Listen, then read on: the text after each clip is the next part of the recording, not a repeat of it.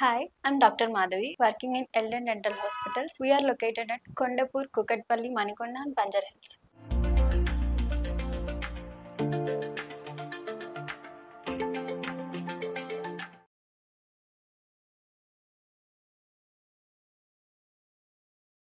ఈరోజు నేను చెప్పాలనుకున్న టాపిక్ ఏంటంటే periodontitis.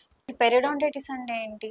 Severe gum disease like gingivitis తర్వాత వచ్చేదాన్ని మనం పెరియోడాంటైటిస్ అంటాం. ఇందులో ఓన్లీ మనకు గమ్స్ మాత్రమే కాకుండా లోపల ఉన్న బోన్ కూడా ఇన్ఫెక్షన్ వచ్చేస్తుంది. ఈ ఇన్ఫెక్షన్ వల్ల ఏమవుతుంది, ఆల్మోస్ట్ మన బోన్ అంతా కూడా ఇన్ఫెక్ట్ అయిపోయి మెల్లగా బోన్ లెవెల్ అనేది తగ్గుతూ ఉంటుంది. బోన్ లాస్ లో కూడా డిఫరెంట్ టైప్స్ ఉంటాయి, లైక్ హారిజాంటల్ బోన్ లాస్ అని, వర్టికల్ బోన్ లాస్ అని.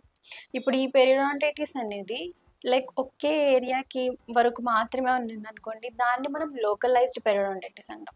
లేదు మనకు ఓవరాల్ మౌత్ అంతా కూడా వచ్చేసింది, అన్ని చోట్ల కూడా బోన్ లెవెల్ అంతా తగ్గిపోయింది అనుకోండి, దాన్ని జనరలైజ్డ్ అని అంటాం.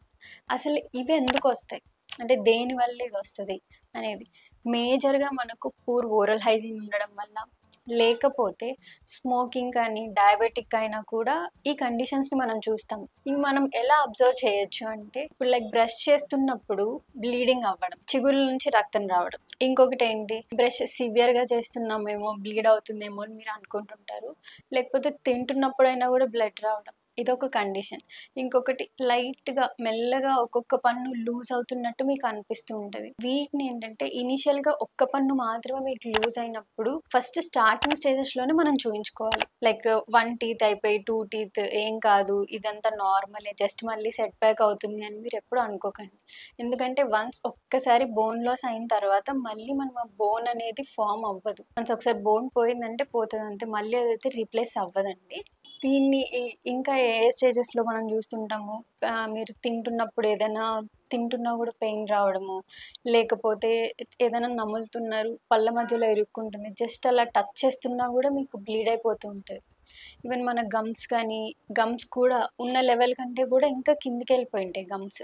ఈ కండిషన్స్లో మనం చూస్తాం.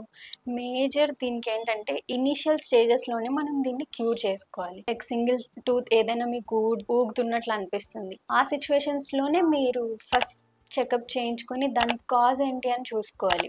లేదు ఇలానే మీరు ప్రొలాంగ్ కంటిన్యూ చేశారంటే ఓవరాల్ మనకు ఉన్న పళ్ళన్నీ ఊడిపోయినా కూడా మనం ఆశ్చర్యపోవాల్సిన అవసరం లేదు. నెక్స్ట్ ఇంకొకటి, దీనికి మేజర్ ట్రీట్మెంట్స్ ఏముంటాయంటే బేసిక్గా ఫస్ట్ స్కేలింగ్ ఉంటుంది, స్కేలింగ్ అండ్ రూట్ ప్లానింగ్ అంట. లేకపోతే ఫర్దర్ స్టేజెస్కి ఇంకా లేజర్, అడ్వాన్స్డ్ టెక్నాలజీ లేజర్స్తో కూడా మనం చేయొచ్చు. ఇంకొకసారి ఇంకా సివియర్ కండిషన్ అయిపోయింది మనకు అనేటట్లుంటే ఫ్లాప్ సర్జరీస్ ఉంటాయి. ఏదో ఫ్లాప్ సర్జరీస్ మనం మాన్యువల్గా అయినా ఉంటాయి, లేకపోతే లేజర్ హెల్ప్తో అయినా కూడా మనం ఫ్లాప్ సర్జరీస్ అయితే చేస్తాం. ఇవి వీటికి ట్రీట్మెంట్స్. దీనికి మెయిన్ మనం ప్రికాషన్స్ ఏం తీసుకోవాలంటే ప్రాపర్ బ్రషింగ్ ఉండాలి, ఇంకా ఏమైనా ఫ్లాస్ యూజ్ చేస్తూ ఉండాలి, మౌత్ రిన్సెస్ ఆర్ మౌత్ వాష్ కూడా యూజ్ చేస్తూ ఉండాలి. ఇవి దీనికి cure. Thank you. If you have any queries, let me know in the comment section.